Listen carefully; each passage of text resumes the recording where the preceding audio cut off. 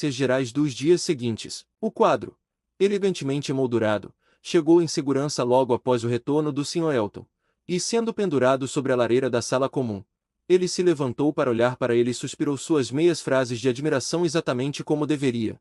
E quanto aos sentimentos de Harriet, eles visivelmente se formavam em um apego tão forte e constante quanto sua juventude e tipo de mente permitiam. Emma logo ficou perfeitamente satisfeita de que o Sr. Martin fosse lembrado apenas na medida em que fornece um contraste com o Sr. Elton, em total vantagem para este último. Suas ideias de melhorar a mente de sua pequena amiga, por meio de muita leitura útil e conversa, nunca haviam levado a mais do que alguns capítulos iniciais, e a intenção de continuar no dia seguinte. Era muito mais fácil bater papo do que estudar, muito mais agradável deixar sua imaginação vagar e trabalhar sobre a fortuna de Harriet, do que se esforçar para ampliar sua compreensão ou exercitá-la com fatos sérios.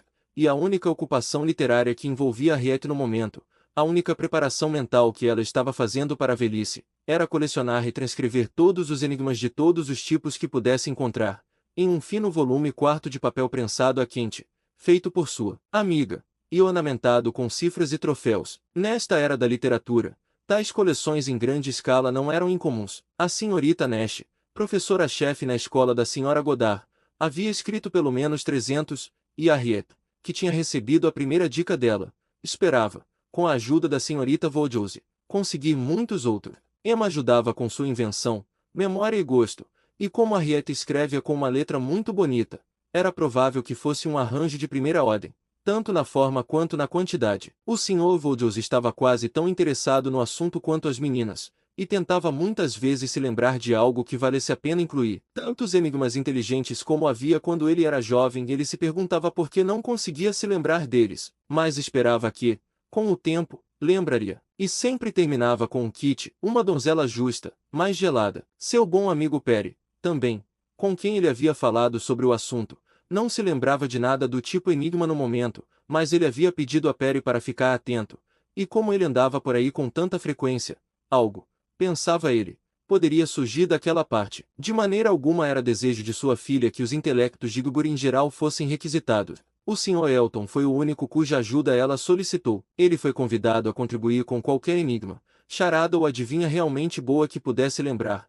e ela teve o prazer de vê-lo trabalhando com total atenção em suas recordações, e ao mesmo tempo, como pôde perceber, com o máximo cuidado para que nada descortês, nada que não transmitisse um elogio ao sexo feminino saísse de seus lábios. Devem a ele 2 ou 3 dos enigmas mais educados, e a alegria e exultação com que finalmente ele lembrava, e recitava de forma bastante sentimental, aquela charada bem conhecida. Meu primeiro denota aflição, o qual meu segundo está destinado a sentir, e meu todo é o melhor antídoto, para suavizar e curar essa aflição. Fez com que ela ficasse bastante arrependida de reconhecer que eles já haviam transcrito isso algumas páginas atrás. Por que você não escreve um você mesmo para nós, Sr. Elton? Disse ela. Essa é a única garantia de sua frescura, e nada poderia ser mais fácil para você. Oh não, ele nunca havia escrito, quase nunca, nada desse tipo em sua vida. O sujeito mais estúpido. Ele tinha medo de que nem mesmo a senhorita Vaudoise. Ele parou por um momento, ou a senhorita Smith pudesse inspirá-lo. No dia seguinte, entretanto, surgiu alguma prova de inspiração. Ele apareceu por alguns instantes, apenas para deixar um pedaço de papel sobre a mesa contendo, como disse, uma charada que um amigo dele havia enviado a uma jovem, objeto de sua admiração, mas que, pelo seu jeito, Emma imediatamente percebeu que devia ser dele próprio. Não a ofereço para a coleção da senhorita Smith, disse ele. Sendo do meu amigo, não tenho o direito de expô-la de forma alguma ao público, mas talvez você não se importe de olhar para ela. O discurso era mais para Emma do que para Harriet, o que Emma conseguia entender. Havia uma consciência profunda nele, e ele achava mais fácil encontrar o olhar dela do que o de sua amiga. Ele se foi no momento seguinte após mais um instante de pausa. Aceite, disse Emma, sorrindo, e empurrando o papel em direção a Harriet. É para você. Pegue o seu. Mas Harriet estava em um tremor e não podia tocá-lo, e Emma, nunca relutante em ser a primeira, foi obrigada a examiná-lo ela mesma. Para a senhorita, Charade, meu primeiro mostra a riqueza e o esplendor dos reis, senhores da terra, seu luxo e comodidade. Outra visão do homem, meu segundo traz, observe-o ali, o monarca dos mares. Mas unidos, que reverso temos? O poder e a liberdade que o homem se vangloria, todos se foram, senhor da terra e do mar. Ele se curva como escravo. E a mulher, linda mulher, Reina sozinha. Tua inteligência pronta logo fornecerá a palavra. Que sua aprovação brilhe naquele olhar suave. Ela lançou um olhar sobre ele, ponderou, captou o significado, leu novamente para ter certeza, e completamente dona das linhas, passou então para Harriet, sentando-se felizmente sorrindo, e dizendo a si mesma, enquanto Harriet se confundia com o papel em toda a confusão de esperança e torpor. Muito bem, Sr. Elton, muito bem, de fato, já li charadas piores. Cotejo uma pista muito boa. Dou-lhe crédito por isso. Isto é sentir o caminho. Isto é dizer muito claramente, por favor, senhorita Smith, permita-me cortejá-la. Aprove minha charada e minhas intenções num mesmo olhar. Que sua aprovação brilhe nesse olho suave. Harriet, exatamente. Suave é a palavra perfeita para seu olho de todos os epitetos. O mais justo que se poderia dar. Tua pronta inteligência logo encontrará a palavra certa.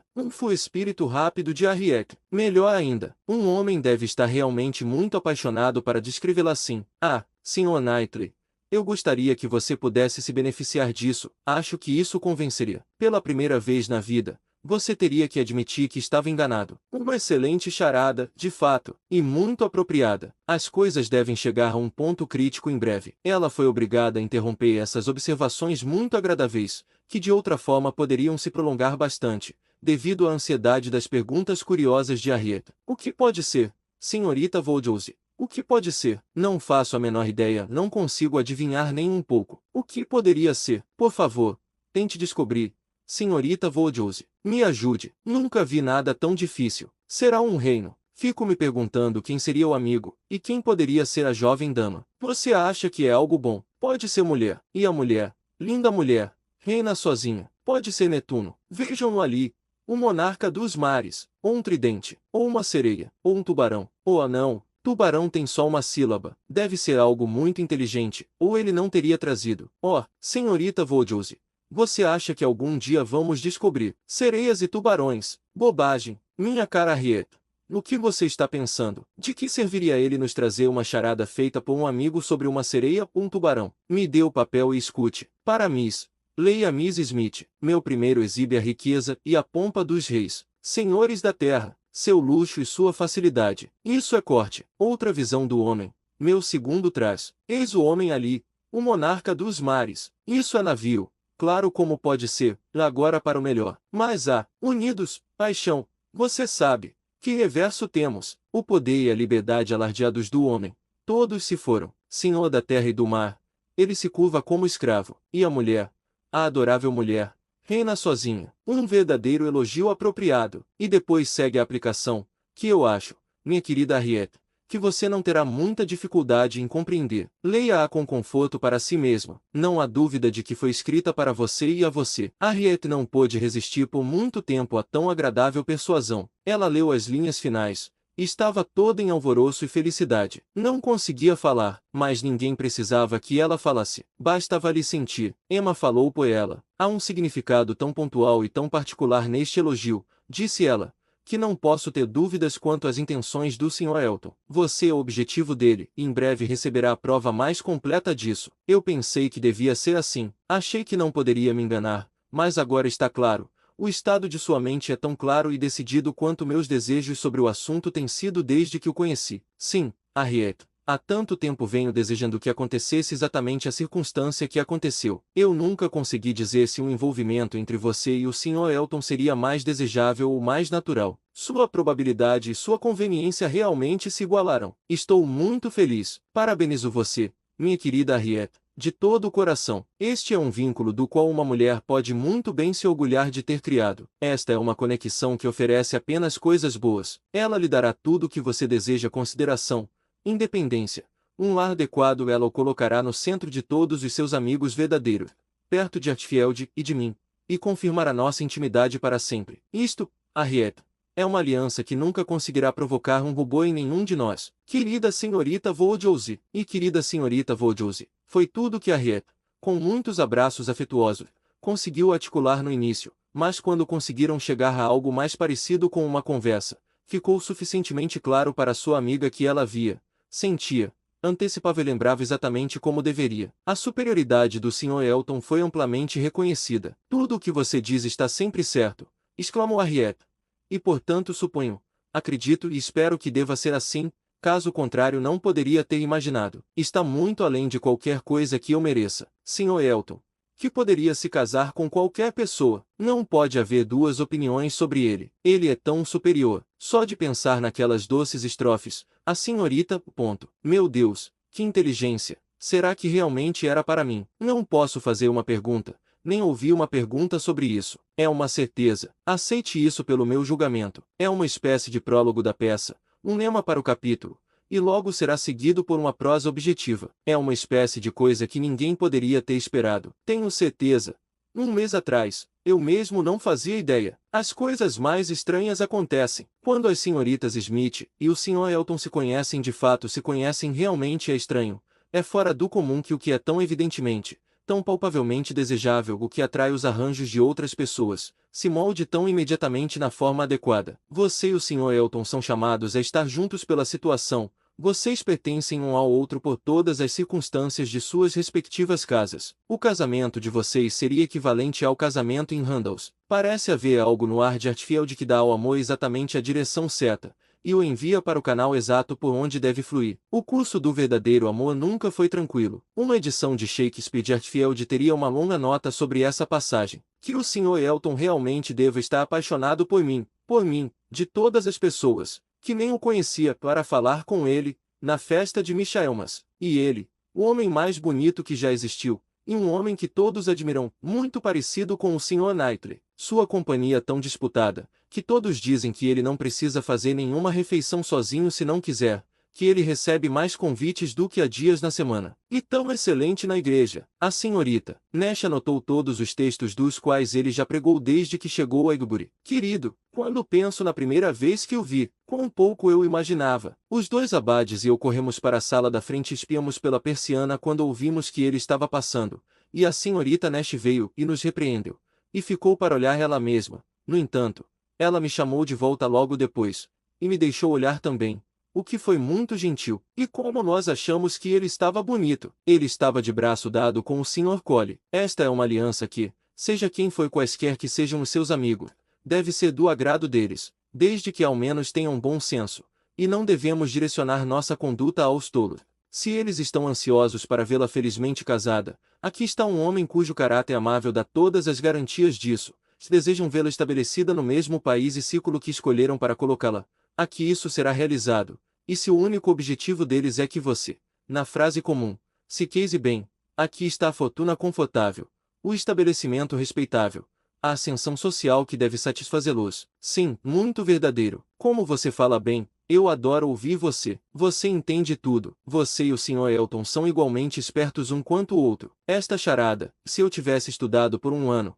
nunca teria conseguido fazer algo parecido. Pensei que ele queria testar sua habilidade, pelo modo como recusou ontem. Eu realmente acho que é, sem exceção, a melhor charada que já li. Certamente, nunca li uma mais adequada. É quase o dobro do tamanho de quase todas que tivemos antes. Não considero seu tamanho particularmente a seu favor. Coisas assim, geralmente, não podem ser longas demais. A Henrietta estava concentrada demais nas linhas para ouvir. As comparações mais satisfatórias surgiam em sua mente. Uma coisa é, disse ela, depois de um tempo com as bochechas coradas, ter muito bom senso de maneira comum, como todo mundo.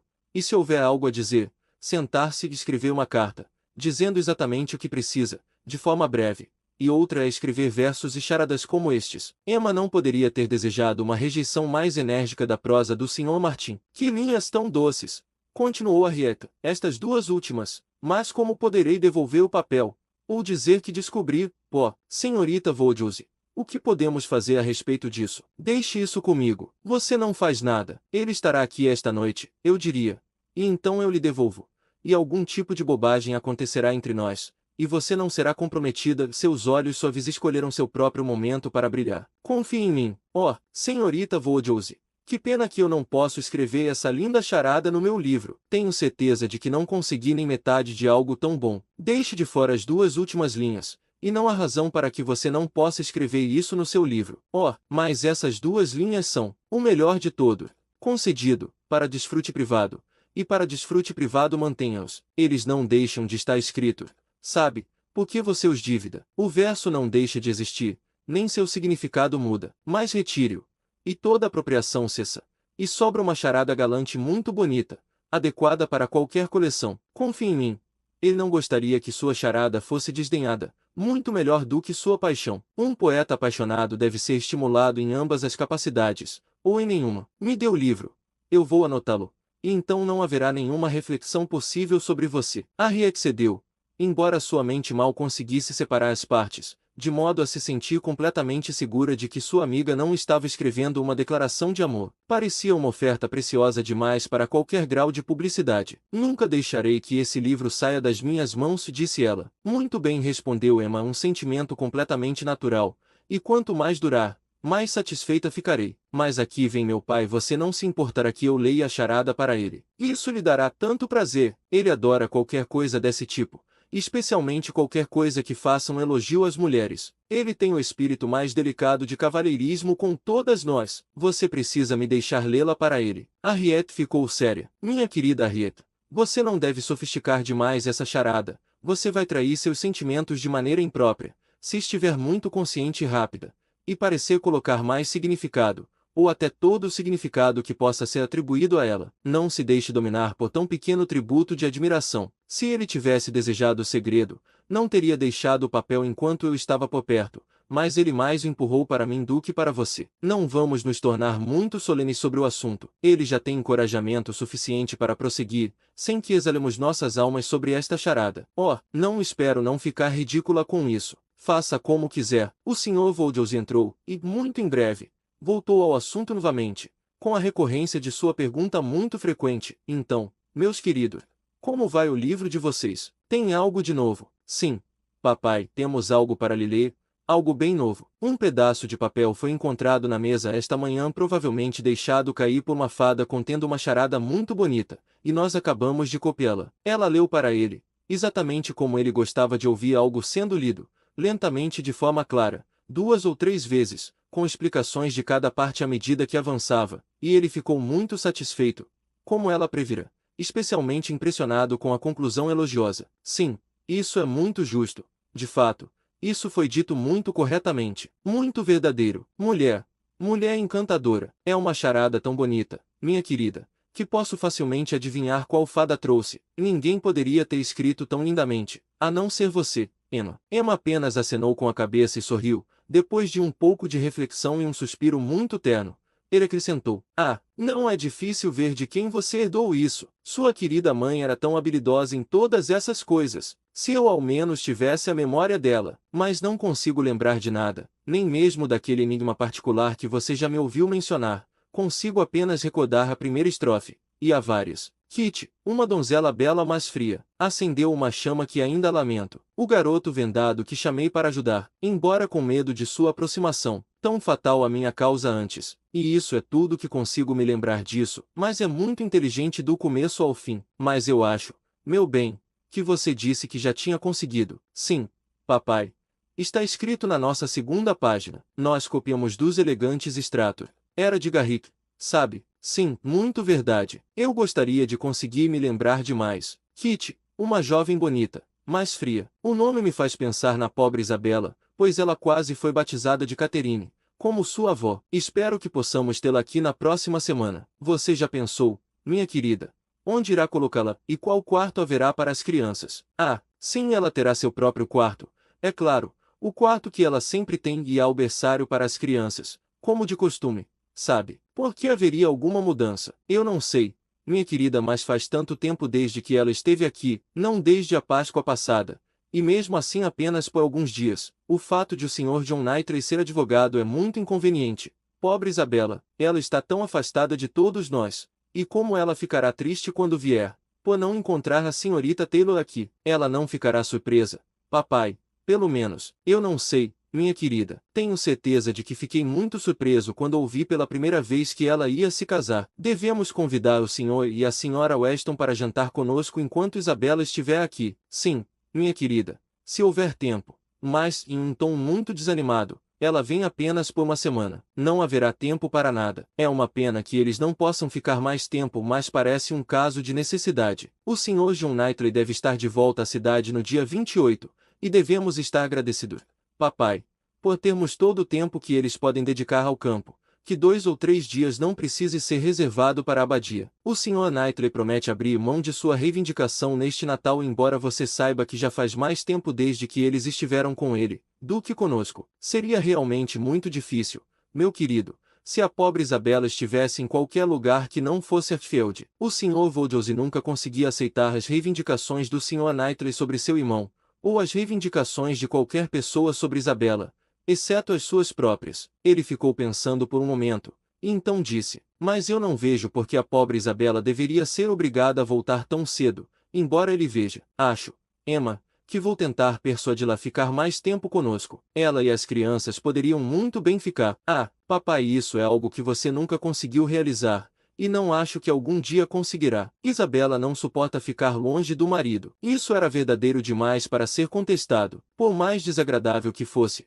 o Sr. Voldrose só pôde soltar um suspiro submisso, e ao ver Emma que seu ânimo era afetado pela ideia do apego de sua filha ao marido, ela imediatamente conduziu o assunto para um ponto que pudesse elevá-lo. Harriet deve nos fazer companhia tanto quanto puder enquanto meu irmão e minha irmã estiverem aqui. Tenho certeza de que ela ficará encantada com as crianças. Estamos muito orgulhosos das crianças, não estamos, papai? Eu me pergunto qual ela achará o mais bonito, Henry ou John? Sim, eu me pergunto qual ela achará. Pobrezinhos, como vão ficar felizes em vir. Eles gostam muito de estar em Hatfield. Harriet, duvido que não gostem. Senhor, tenho certeza de que não sei quem não gosta. Henry é um menino maravilhoso, mas John se parece muito com a mãe. Henry é o mais velho, foi chamado em minha homenagem, e não em homenagem ao pai. John, o segundo, foi chamado em homenagem ao pai. Algumas pessoas ficam surpresas, eu acredito, que o mais velho não tenha sido, mas Isabela quis que ele se chamasse Henry, o que achei muito delicado da parte dela. E ele é realmente um menino muito esperto. Todos eles são notavelmente inteligentes, e têm tantos jeitos fofos.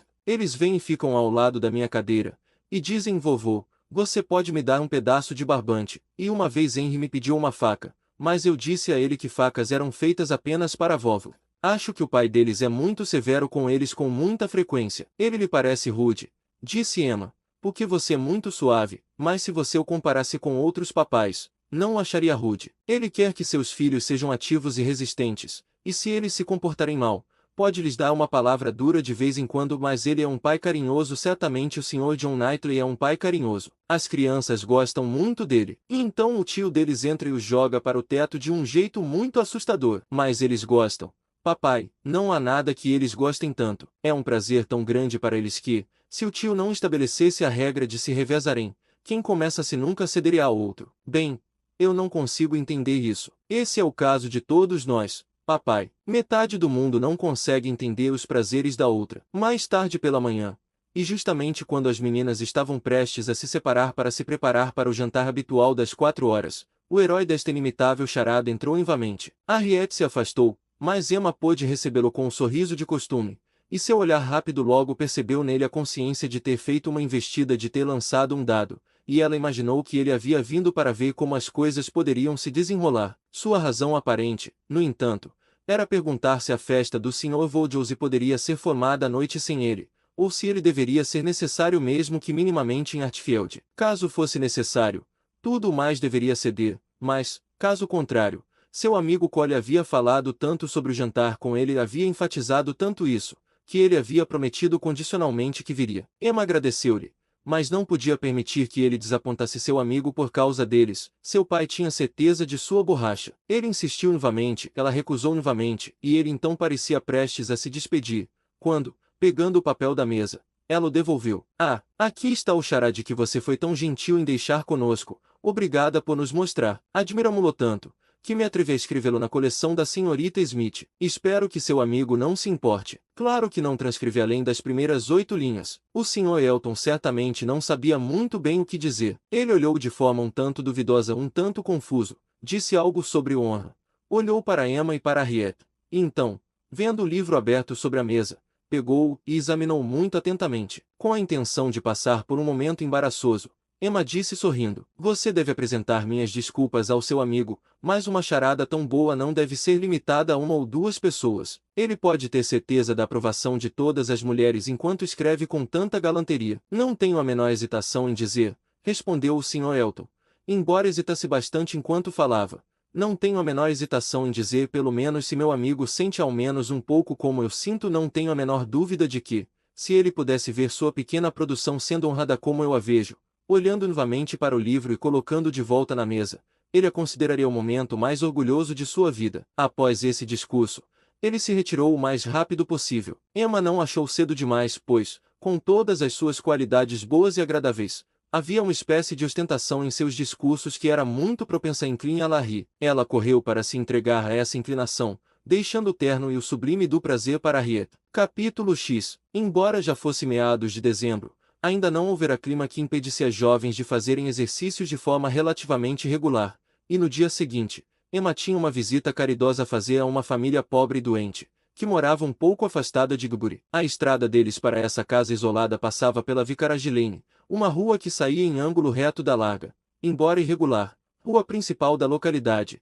e como pode ser inferido, abrigava a bendita residência do Sr. Elton. Primeiro, passavam-se algumas moradias inferiores e, então, cerca de um quarto de milha adiante na rua erguia-se o Vicarage, uma casa antiga e não muito boa, quase encostada na estrada. Não tinha vantagem de localização, mas havia sido bastante embelezada pelo proprietário atual, e tal como era, não havia possibilidade de os dois amigos passarem por ela sem reduzir o passo e observar atentamente. O comentário de Emma foi: "Aí está, um dia você e seu livro de enigmas irão lá." O de Harriet foi: "Oh, que casa encantadora, que bela, ali estão as cortinas amarelas que a senhorita Nash tanto admira." "Eu não costumo passar por aqui agora," disse Emma, enquanto prosseguiam, "mas então haverá um motivo, e eu aos poucos irei me familiarizando intimamente com todos os arbustos, portões, lagoas e árvores podadas desta parte de Gbury." Harriet, descobriu ela, nunca tinha estado dentro do vicarage em toda a sua vida, e sua curiosidade para vê-lo era tão grande que,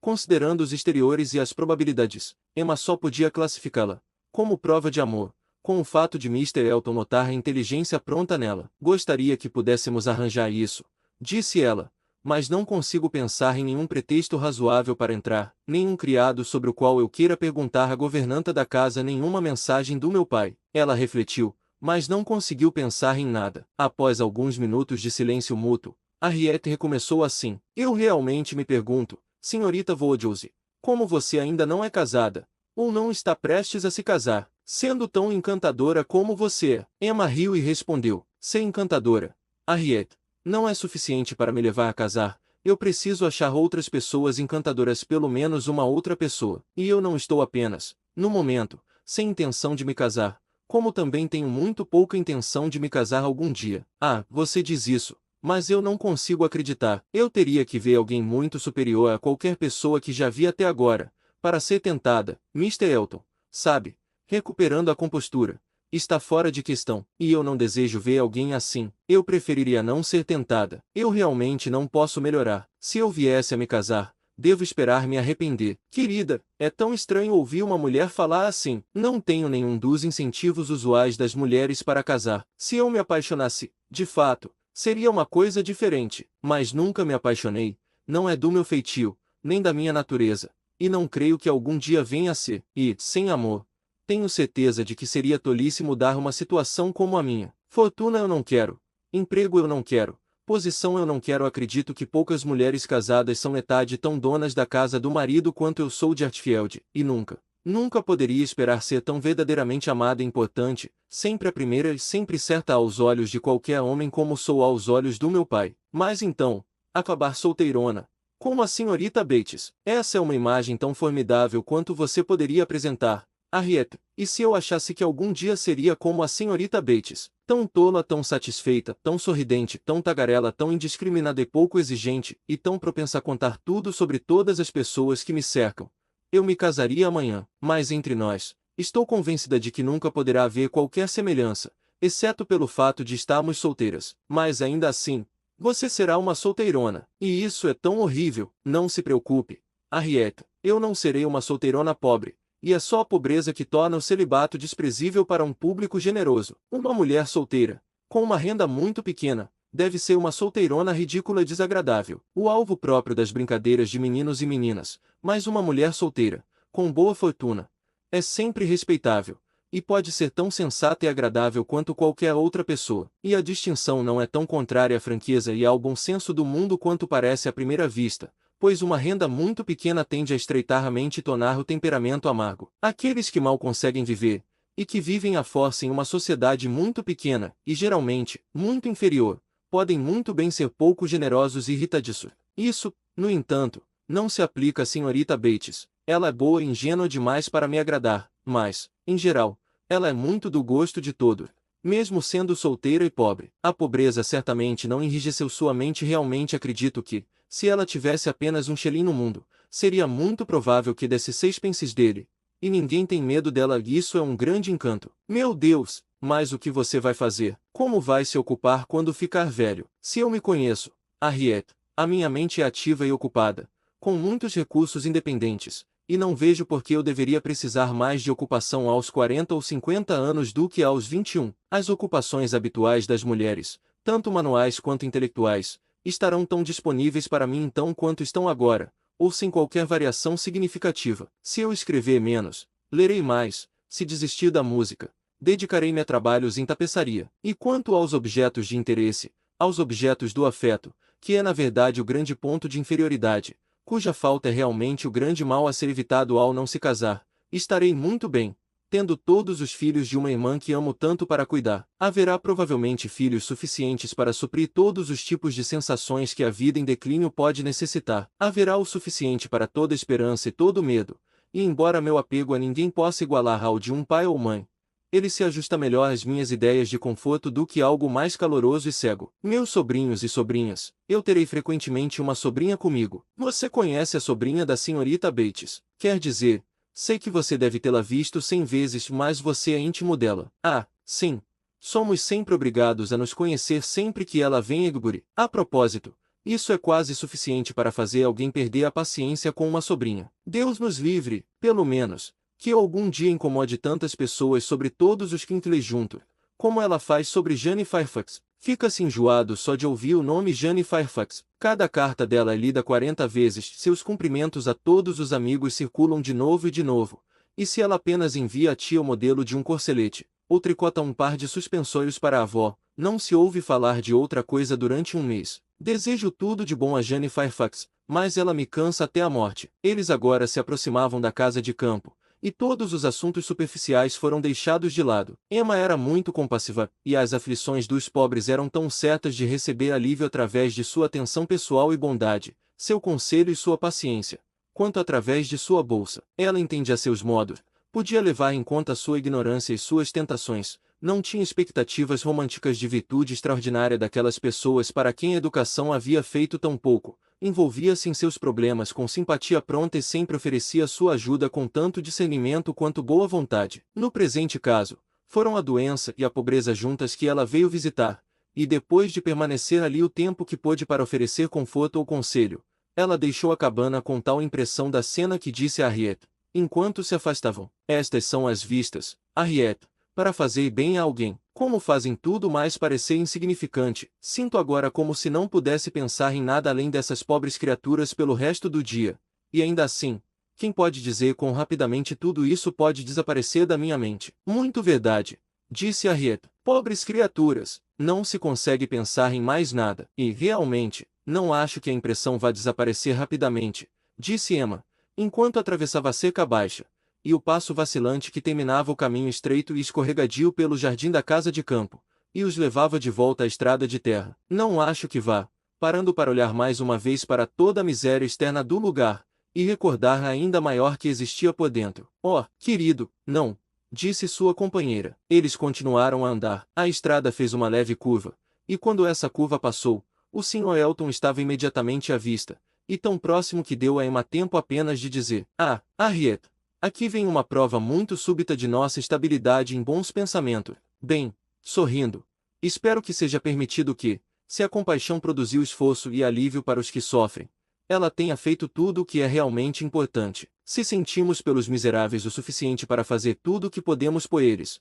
o resto é simpatia vazia, apenas angustiante para nós mesmos. Harriet poderia apenas responder: oh, querido, sim, antes que o cavalheiro se juntasse a elas. As necessidades e sofrimentos da pobre família, no entanto, foram o primeiro assunto ao se encontrarem. Ele estava prestes a visitá-los. Sua visita ele agora adiaria, mas eles tiveram uma conversa muito interessante sobre o que poderia e deveria ser feito. O Sr. Elton então voltou para acompanhá-las. Encontrar-se em uma tarefa como esta, pensou Emma, encontrar-se em um esquema de caridade, isso trará um grande aumento de afeto de cada lado. Eu não ficaria surpresa se isso levasse a uma declaração. Isso aconteceria se eu não estivesse aqui. Eu gostaria de estar em qualquer outro lugar. Ansiosa para se afastar deles o máximo que pudesse, ela logo depois tomou posse de um estreito caminho de pedestres, levemente levado de um lado da estrada, deixando-os juntos na estrada principal. Mas ela não estava lá 2 minutos quando percebeu que os hábitos de dependência e imitação de Harriet estavam seguindo também,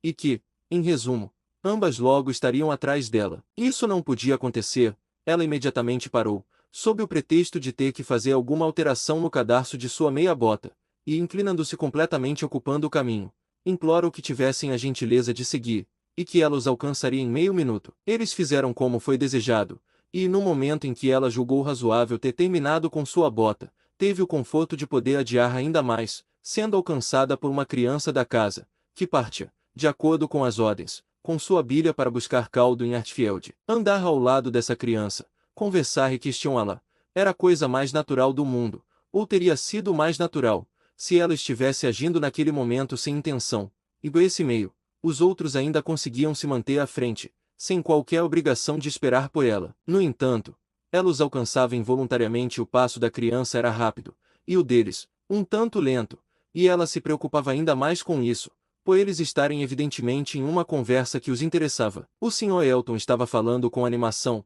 Harriet ouvindo com uma atenção muito satisfeita, e Emma, depois de ter mandado a criança ir embora, estava começando a pensar em como poderia se afastar um pouco mais, quando ambos olharam ao redor, e ela foi obrigada a se juntar a eles. O Sr. Elton ainda estava falando, ainda envolvido em algum detalhe interessante, e Emma sentiu certa decepção ao perceber que ele estava apenas contando à sua justa companheira sobre a festa de ontem na casa de seu amigo Collie, e que ela própria tinha chegado apenas pelo queijo Chilton, o queijo do norte de Wiltshire, a manteiga, o aipo, a beterraba e todas as sobremesas. Isso logo teria levado a algo melhor, é claro, foi sua reflexão consoladora. Qualquer coisa interessa entre aqueles que amam, e qualquer coisa serve como introdução ao que está perto do coração. Se ao menos eu pudesse ter ficado mais tempo afastada. Eles agora continuaram a caminhar juntos em silêncio, até avistar os limites da paróquia, quando uma súbita resolução, ao menos de colocar Harriet dentro de casa, fez com que ela novamente notasse algo muito errado com sua bota,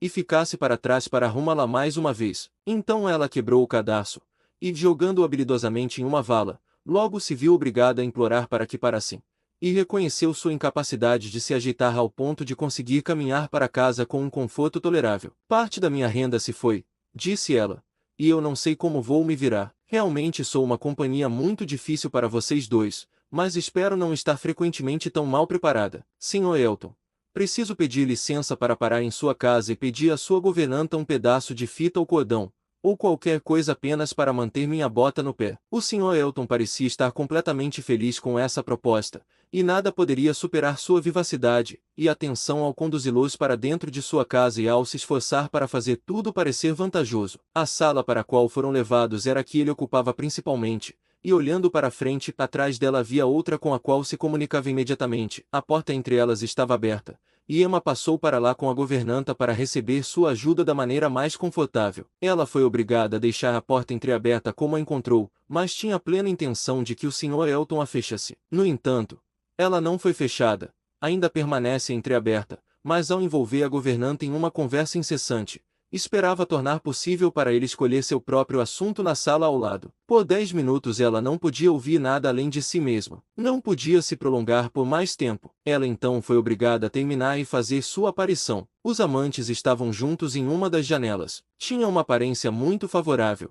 E por meio minuto, Emma sentiu a glória de ter planejado com sucesso. Mas não adiantava. Ele não tinha chegado ao ponto. Ele tinha sido muito agradável, muito encantador. Tinha dito a Harriet que os tinha visto passar e que os havia seguido de propósito. Outras pequenas gentilezas e alusões foram deixadas escapar, mas nada sério. Cauteloso, muito cauteloso, pensou Emma. Ele avança centímetro por centímetro e não arriscará nada até se sentir seguro. Ainda assim, embora nem tudo tivesse sido realizado por seu engenhoso plano, Ela não pôde deixar de se convencer de que isso tinha sido motivo de grande prazer para ambos e que devia estar os conduzindo ao grande acontecimento. Capítulo X. O Sr. Elton agora deve ser deixado à sua própria conta. Já não estava mais ao alcance de Emma zelar por sua felicidade ou acelerar suas decisões. A chegada da família de sua irmã estava tão próxima que, primeiro na expectativa e depois na realidade, tornou-se a partir de então seu principal objeto de interesse. E durante os 10 dias de sua estadia em Hartfield, não se podia esperar, ela mesma não esperava que qualquer coisa além de ajuda ocasional e fortuita pudesse ser oferecida por ela aos amantes. Eles poderiam avançar rapidamente se quisessem. De qualquer forma, eles precisariam avançar de algum jeito, quisessem ou não. Ela mal desejava ter mais tempo livre para eles. Há pessoas para quem, quanto mais você faz, menos farão por si mesmas. O Sr. e a Sra. John Knightley, por terem estado ausentes de Surrey por mais tempo do que o habitual, despertavam, é claro, um interesse um pouco maior do que o normal. Até este ano, todas as férias longas desde o casamento deles haviam sido divididas entre Hatfield e Donwell Abbey, mas todas as férias deste outono haviam sido dedicadas ao banho de mar para as crianças, e portanto, fazia muitos meses que eles não eram vistos de maneira regular por seus parentes de Surrey, ou vistos de forma alguma pelo Sr. Vaudouse, que não podia ser convencido a ir até Londres, nem mesmo por causa da pobre Isabela, e que, consequentemente, agora se sentia extremamente nervoso e apreensivo, feliz por antecipar essa visita tão breve. Ele pensava muito nos perigos da viagem para ela, e não pouco nas fadigas de seus próprios cavalos e cocheiro, que deveriam levar parte do grupo na última metade do caminho, mas seus receios eram desnecessários. Os 16 quilômetros foram felizes e seguramente percorridos, e o Sr. e a Sra. John Knightley, seus 5 filhos, e um número adequado de amas de crianças, todos chegaram a Hartfield em segurança. A agitação e a alegria de tal chegada, as muitas pessoas com quem conversar, receber, estimular e de várias maneiras dispersar e acomodar, produziam um barulho e uma confusão que seus nervos não poderiam suportar por qualquer outra causa, nem teriam aguentado por muito mais tempo mesmo por esta. Mas os modos de Hatfield e os sentimentos de seu pai eram tão respeitados por Mr. John Knightley, que, apesar da solicitude maternal pelo prazer imediato de seus pequenos e por lhes garantir instantaneamente toda a liberdade e atenção, toda a comida e bebida, e sono e brincadeira que pudessem desejar, sem o menor atraso, as crianças nunca eram autorizadas a ser por muito tempo um incômodo para ele, seja em si mesmas, seja em qualquer atenção inquieta em relação a elas. Sra. John Knightley era uma mulher pequena, bonita e elegante, de modos suaves e discretos, e de temperamento notavelmente amável e afetuoso, dedicada à sua família, uma esposa devota, uma mãe carinhosa e tão apegada a seu pai e à sua irmã que, não fosse por esses laços mais elevados, um amor mais intenso poderia parecer impossível. Ela nunca conseguia ver uma falha em nenhum deles. Não era uma mulher de grande entendimento ou de raciocínio rápido, e com essa semelhança com o pai, herdou também grande parte de sua constituição. Era delicada de saúde, cuidadosa demais com a saúde de seus filhos, cheia de medos e nervos, e era tão afetuosa em relação a seu próprio Sr. Winfield na cidade quanto seu pai podia ser com o Sr. Perry. Eles também eram parecidos, em uma benevolência geral de temperamento e um forte hábito de consideração por todos os velhos conhecidos. O Sr. John Knightley era um homem alto, elegante e muito inteligente, progredindo em sua profissão, doméstico e respeitável em seu caráter privado, mas com maneiras reservadas que impediam que fosse geralmente agradável, e capaz de, às vezes, ficar de mau humor. Ele não era um homem de mau gênio, não era frequentemente irritadiço de forma injustificada a ponto de merecer tal censura, mas seu temperamento não era sua grande virtude, e de fato, com uma esposa tão adoradora, era difícil que qualquer defeito natural nele não se acentuasse. A extrema suavidade de seu temperamento devia ferir o dele. Ele tinha toda a clareza e rapidez mental que ela não possuía, e às vezes podia agir de maneira ingrata ou dizer algo severo. Ele não era muito estimado por sua bela cunhada. Nada de errado nele escapava a ela. Ela era rápida em perceber as pequenas ofensas a Isabela, que Isabela nunca percebe. Talvez ela pudesse ter deixado passar mais se os modos dele fossem lisonjeiros para a irmã de Isabela, mas eles eram apenas os de um irmão e amigo calmamente bondoso, sem elogios e sem cegueira. Mas dificilmente qualquer grau de elogio pessoal poderia fazê-la desprezar aquela maior falha de todas aos seus olhos que às vezes ele cometia, a falta de paciência respeitosa para com seu pai. Ali, ele nem sempre tinha a paciência que se poderia desejar. As peculiaridades e o nervosismo do Sr. Vaudouse às vezes o provocavam a uma repreensão racional ou resposta áspera igualmente mal aplicada. Isso não acontecia com frequência, pois o Sr. John Knightley realmente tinha grande consideração pelo seu sogro, e de modo geral, um forte senso do que lhe era devido, mas acontecia com demasiada frequência para a paciência de Emma, especialmente porque havia toda a dor da apreensão a ser suportada frequentemente, embora a ofensa não acontecesse. O início, no entanto, de cada visita mostrava apenas os sentimentos mais apropriados, e sendo isso necessariamente tão breve, podia-se esperar que passasse em cordialidade intacta. Eles não haviam se acomodado por muito tempo quando o Sr. Voldose, com um melancólico meneio de cabeça e um suspiro, chamou a atenção de sua filha para a triste mudança em Hartfield desde a última vez que ela estivera lá. Ah, minha querida, disse ele, pobre senhorita Taylor é um assunto doloroso. Oh, sim, senhor, exclamou ela com pronta simpatia. Como deve sentir falta dela. E da querida Emma também, que perda terrível para vocês dois. Fiquei tão comovida por vocês. Não conseguia imaginar como poderiam sobreviver sem ela. É realmente uma mudança triste, mas espero que ela esteja relativamente bem. Senhor, relativamente bem. Minha querida, espero relativamente bem. Não sei, mas parece que o lugar lhe faz bem. Toleravelmente. O Sr. John Knightley aqui perguntou a Emma calmamente se havia alguma dúvida sobre o ar de Randalls. Oh, não nenhuma. De forma alguma. Nunca vi a Sra. Weston melhor em toda a minha vida, nunca parecendo tão bem. Papai está apenas expressando o próprio pesar. Muito à honra de ambos. Foi a elegante resposta. E você a vê, senhor? Com alguma frequência? Perguntou Isabela em um tom lamentoso que lhe agradava justamente. O Sr. Voldose hesitou. Não tanto quanto eu gostaria, minha querida. Oh, papai, nós deixamos de vê-los apenas por um dia inteiro desde que se casaram. Seja de manhã ou à noite, praticamente todos os dias. Exceto um, vimos ou o Sr. Weston ou a Sra. Weston, e geralmente ambos, seja em Randalls ou aqui, e como você pode imaginar, Isabela, mais frequentemente aqui. Eles são muito gentis em suas visitas. O Sr. Weston é realmente tão gentil quanto ela. Papai, se você falar desse jeito melancólico, estará dando a Isabela uma ideia falsa de todos nós. Todos devem estar cientes de que a senhorita Taylor deve ser sentida falta, mas todos também devem estar assegurados de que o Sr. e a Sra. Weston realmente evitam que sintamos a falta dela de qualquer maneira, na medida que nós mesmos antecipávamos, o que é a verdade exata. Exatamente como deveria ser, disse o Sr. John Knightley, e exatamente como eu esperava com base em suas cartas. O desejo dela de lhe dar atenção não poderia ser duvidado, e o fato dele ser um homem solteiro e sociável facilita tudo. Sempre lhe disse, meu amor, que não fazia ideia de que a mudança fosse tão importante para Hartfield quanto você temia. E agora que você tem o relato da Emma, espero que fique satisfeita. Pois é, com certeza, disse o Sr. Voldose. Sim, certamente não posso negar que a Sra. Weston, coitada da Sra. Weston, vem nos ver com bastante frequência, mas então ela sempre é obrigada a ir embora invamente. Seria muito injusto com o Sr. Weston se ela não viesse. Papai, você se esquece completamente do pobre Sr. Weston. Acho que, de fato, disse John Knightley agradavelmente, que o Sr. Weston tem algum pequeno direito. Você e eu, Emma, nos arriscaremos a tomar o partido do pobre marido. Eu sendo marido, e você não sendo esposa. Os direitos do homem podem muito bem nos impressionar com igual força. Quanto a Isabela, ela já é casada há tempo suficiente para ver a conveniência de deixar todos os senhores Weston de lado tanto quanto puder. Eu, meu amor, exclamou sua esposa, ouvindo e entendendo apenas parcialmente. Você está falando de mim, tenho certeza de que ninguém deveria, ou poderia ser, um defensor do matrimônio maior do que eu, e se não fosse pela infelicidade de ela ter deixado Hartfield, eu nunca teria pensado em Miss Taylor senão como a mulher mais afortunada do mundo.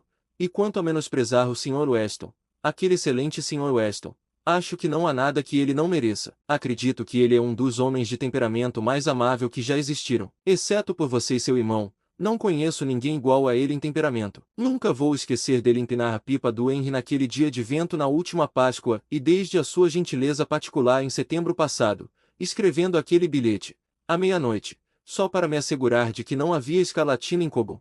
Estou convencida de que não poderia existir um coração mais sensível nem um homem melhor. Se alguém pode merecê-lo, deve ser a senhorita Taylor. Onde está o jovem? Disse John Knightley. Ele esteve aqui nesta ocasião, ou não esteve? Ele ainda não esteve aqui, respondeu Emma. Havia uma forte expectativa de que viesse logo após o casamento, mas acabou em nada, e eu não ouvi falarem dele ultimamente. Mas você deveria contar a ele sobre a carta, minha querida, disse seu pai. Ele escreveu uma carta para a pobre Sra. Weston, para parabenizá-la, e foi uma carta muito adequada e elegante. Ela me mostrou. Achei que ele fez muito bem, de fato, se foi ideia dele, sabe, não se pode dizer. Ele ainda é jovem. E seu tio, talvez, meu querido papai. Ele tem 23 anos. Você se esquece de como o tempo passa. 23 anos. Ele realmente tem bem. Eu não poderia ter imaginado isso, e ele tinha apenas 2 anos quando perdeu sua pobre mãe. Bem, o tempo realmente voa, e minha memória é muito ruim. No entanto, é uma carta extremamente boa e bonita, e deu a Mr. e Mrs. Weston muito prazer. Lembro-me de que foi escrita de Weymouth, e datada de 28 de setembro, e começava, minha querida senhora, mas esqueci como continuava. E estava assinada F.C. Weston Churchill. Lembro disso perfeitamente. Que atitude tão agradável e correta da parte dele! Exclamou a bondosa senhora John Knightley. Não tenho dúvida de que ele é um jovem extremamente amável. Mas que triste é que ele não vive em casa com o pai. Há algo tão chocante em levar uma criança para longe de seus pais e de seu lar natural. Nunca consegui compreender como o Sr. Weston pôde se separar dele. Abrir mão de um filho. Realmente, nunca consegui pensar bem de alguém que propusesse tal coisa a outrem. Ninguém nunca pensou bem dos Churchills, eu imagino. Observou o Sr. John Knightley com frieza. Mas você não precisa imaginar que o Sr. Weston sentiu o que você sentiria em abrir mão de Henry ou John. O Sr. Weston é, mais do que um homem de sentimentos fortes, um homem de temperamento fácil e alegre. Ele aceita as coisas como elas são e de algum modo lhes encontra prazer, dependendo, eu suspeito, muito mais do que se chama de convívio social para seu conforto, isto é, do poder de comer e beber, e jogar vis com seus vizinhos 5 vezes por semana, do que do afeto familiar ou de qualquer coisa que o lar possa oferecer. Emma não poderia gostar do que beirava uma reflexão sobre o Sr. Weston, e quase teve vontade de contestar, mas ela resistiu e deixou passar. Ela queria manter a paz, se possível, e havia algo honroso e valioso nos fortes hábitos domésticos, na total suficiência do lar para si mesmo, do que resultava a disposição de seu irmão de olhar com desdém para o nível comum de convivência social e para aqueles para quem isso era importante, e isso exigia grande tolerância. Capítulo 12. O Sr. Knightley iria jantar com eles contra a inclinação do Sr. Voldose, que não gostava que ninguém compartilhasse com ele do primeiro dia de Isabela. No entanto, o senso de justiça de Emma já havia decidido isso, e além da consideração do que era devido a cada irmão, ela sentia um prazer especial, devido à circunstância do recente desentendimento entre o Sr. Knightley e ela mesma, em conseguir para ele o convite adequado. Ela esperava que eles pudessem agora se tornar amigos novamente. Achava que era hora de se reconciliar. Reconciliar-se de fato não seria suficiente. Certamente ela não estava errada, e ele nunca admitiria que tinha. Concessões estavam fora de questão, mas era hora de parecer esquecer que algum dia haviam brigado, e ela esperava que isso pudesse, na verdade, ajudar na restauração da amizade.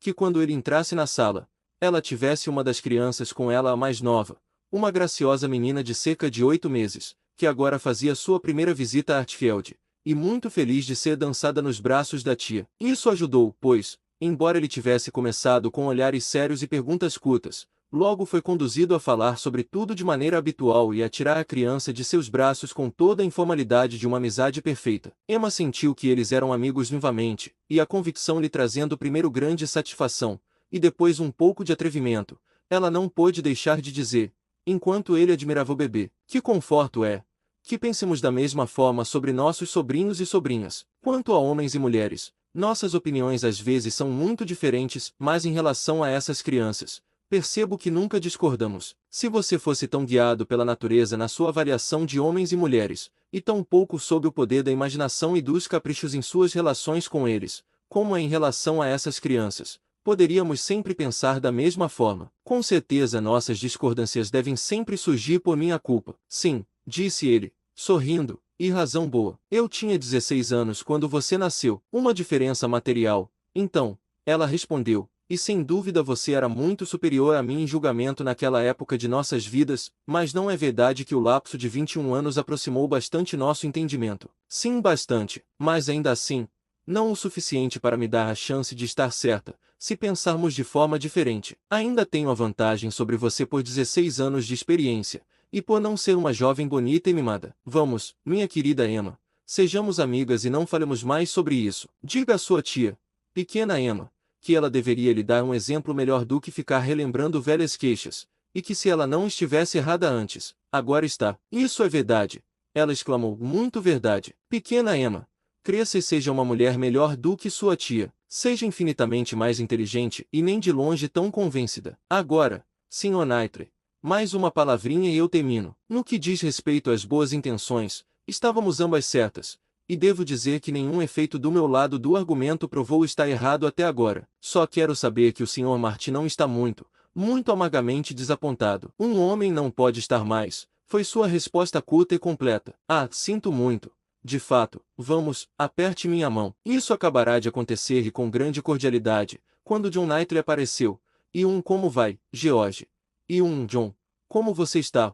Se seguiram ao verdadeiro estilo inglês, enterrando sob uma calma que parecia quase indiferença, o apego real que teria levado qualquer um deles, se necessário, a fazer tudo pelo bem do outro. A noite estava tranquila e propícia à conversa, já que o Sr. Vogelsi dispensava completamente as cartas em favor de um bate-papo confortável com sua querida Isabela, e o pequeno grupo se dividiu naturalmente em dois, de um lado ele e sua filha, do outro, os dois senhores Knightley e seus assuntos totalmente distintos, ou muito raramente se misturando, e Emma apenas ocasionalmente participando de um ou outro. Os irmãos conversavam sobre suas próprias preocupações e interesses, mas principalmente sobre os do mais velho, cujo temperamento era de longe o mais comunicativo, e que sempre era o maior falante. Como magistrado, ele geralmente tinha algum ponto de lei a consultar com John, ou pelo menos, alguma anedota curiosa a contar, e como fazendeiro, cuidando da fazenda da família em Donwell, tinha que dizer o que cada campo produziria no ano seguinte e fornecer todas aquelas informações locais que certamente seriam interessantes para um irmão cujo lar também havia sido a parte mais longa de sua vida,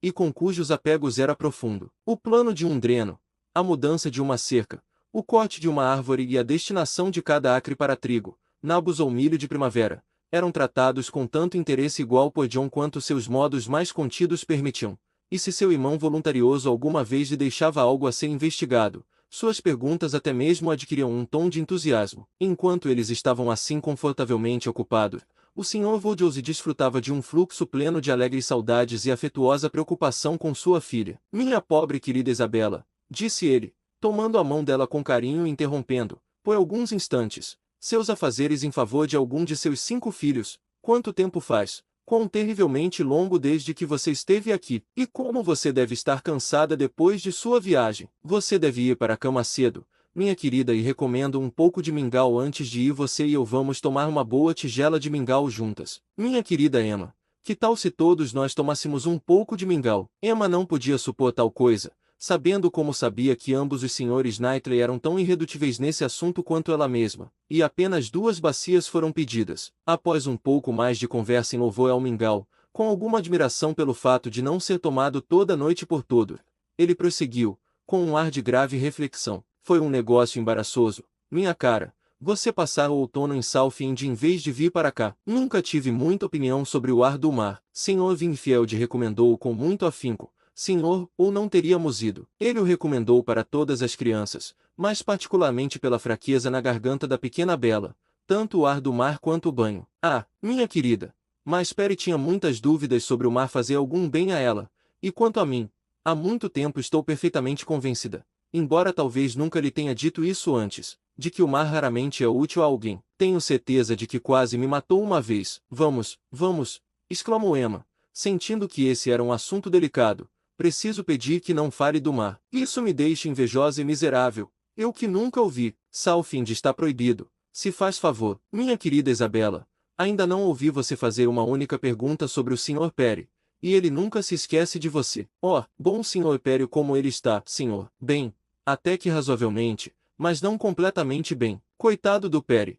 Está com problemas digestivos. E ele não tem tempo para cuidar de si mesmo. Ele me diz que não tem tempo para cuidar de si mesmo. O que é muito triste, mas ele é sempre requisitado por toda a região. Suponho que não haja homem com uma prática assim em lugar nenhum, mas, por outro lado, também não há homem tão inteligente em lugar algum. E a senhora Perry e as crianças? Como estão? As crianças estão crescendo. Tenho grande consideração pelo Sr. Perry. Espero que ele venha nos visitar em breve. Ele vai ficar tão contente em ver meus pequenos. Espero que ele esteja aqui amanhã, pois tenho 1 ou 2 perguntas a fazer sobre mim de certa importância. E, minha querida, sempre que ele vier, é melhor deixar que ele examine a garganta da pequena Bela. Oh, meu caro senhor, a garganta dela está muito melhor, a ponto de eu quase não sentir preocupação com isso. Ou o banho foi de grande ajuda para ela, Ou então é atribuível a uma excelente pomada do Sr. Wingfield, que temos aplicado de vez em quando desde agosto. Não é muito provável, meu caro, que o banho tenha sido útil para ela, e se eu soubesse que você queria uma pomada,